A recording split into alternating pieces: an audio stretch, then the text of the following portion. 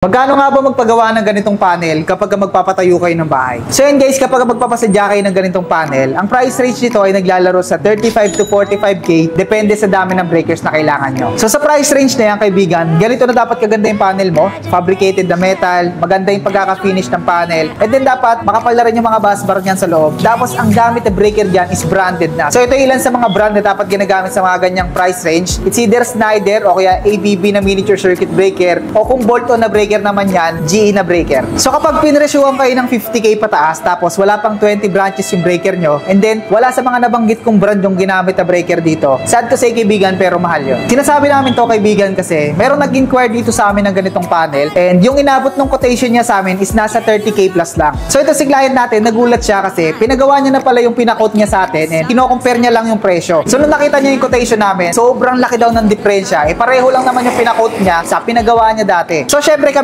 curious kami, tinanong namin kung saan siya nagpagawa tsaka kung magkano yung siningil sa kanya. So nagpagawa siya ng ganito somewhere in South sa Cavite area, and ang siningil kay client, kaibigan, sa ganitong klase ng panel at pareho lang din yung breaker, GE na breaker, ay nagkakahalaga ng 200,000 pesos. What the f... Teka lang, sumasakit yung ulo ko.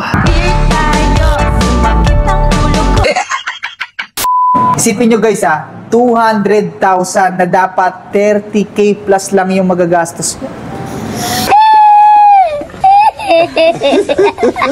Anyway guys, move on na tayo. Hindi na natin problema yun, diskarte nila yon. Ang sa atin lang, nagbibigay lang tayo ng tips kung magkano ba yung inaabot ng ganitong panel kapag magpapagawa kayo ng bahay, para at least hindi kayo mabibigla, hindi kayo masusort sa budget. So kung below 30k yung budget nyo kaibigan, ito naman yung marirecommend namin, miniature distribution panel. Itong nakikita mo na to, modern na panel to, modern na rin yung mga breakers na ginagamit dito. And then may kasama na rin tong com bus bar and grounding bus bar. So papawiring at saka papa-install mo na lang to. So ang pinagkaiba ng dalawang panel na to, kaya mas mura tong isa.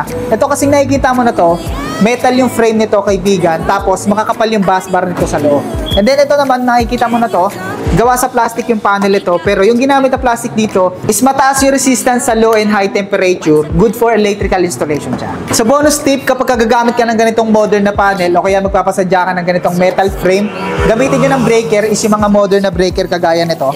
Ang tawag dito ay miniature circuit breaker. So ito na yung bagong version ng mga breaker kaibigan, no? Mas maliit siya ng konti, kaya yung panel nyo liletren syempre. Tapos mas sensitive yung mga ganito sa short circuit tsaka sa overload. Mas mabilis sila nagsha-shutdown once na masuffer sila sa mga ganyang klase ng electrical fault. So ito kaibigan, isang napakahalagang advice kapag magpapagawa kayo ng bahay, wag na wag kayo magtitipid pagdating sa mga electrical supplies nyo, kasi dito sa Pilipinas, ang number one major cost ng sunog dito is caused by electrical issues. Kaya kapag magpapagawa kayo ng bahay, ang bilhin nyo is talaga mga trusted na brand para talagang safe nyo siya magagamit and pang matagalan na rin. So yun lang guys, kung meron kayong mga gustong itanong, i-comment nyo lang dyan sa baba, and kung meron kayong mga gustong i-canvas o ipakot, i-message o itawag nyo lang sa amin yung mga kailangan nyo, free quotation naman tayo. At kung around Metro Manila na kayo guys, bisitahin nyo na kami dito sa Karuhatan, Valenzuela City. Malapit lang tayo sa SM Bal, hanapin nyo lang ang Trev Electrical sa tapat ng Foam Glass Coagulant.